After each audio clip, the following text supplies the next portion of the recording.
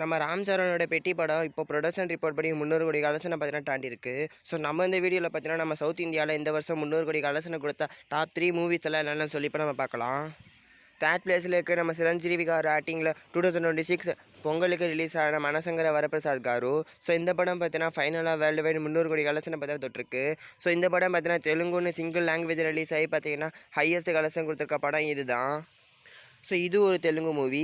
So இது பார்த்திங்கன்னா Amazon ப்ரைமில் இப்போ தமிழ் டப்போட அவைலபிளாக இருக்குது. செகண்ட் பிளேஸில் இருக்க நம்ம சூர்யா சார் ஆக்டிங்கில் ஆஜய் பாலாஜி டேரக்ஷன் ரிலீஸ் ஆகிருக்க கருப்பு. ஸோ இந்த படம் பார்த்தீங்கன்னா ப்ரொடக்ஷன் ரிப்போர்ட் படி ஃபைனலாக லாஸ்ட்டாக பார்த்தீங்கன்னா 300 கோடி கலெக்ஷன் பண்ண விட்டாங்க. ஆனால் ட்ரேட் ஃபிகர் படி பார்த்தீங்கன்னா 315 கோடி தாண்டி போய்கிட்டு இருக்கு. ஸோ இது ஒரு தமிழ் மூவி. ஸோ இந்த வீக்கெண்ட் பார்த்தீங்கன்னா அமேசான் ப்ரைமில் பார்த்தீங்கன்னா கருப்பு படம் ப்ரீமியர் ஆக போகுது. அண்ட் ஃபைனலி ஃபஸ்ட் பிளேஸில் இருக்கிறது ராம் சரணோட பெட்டி.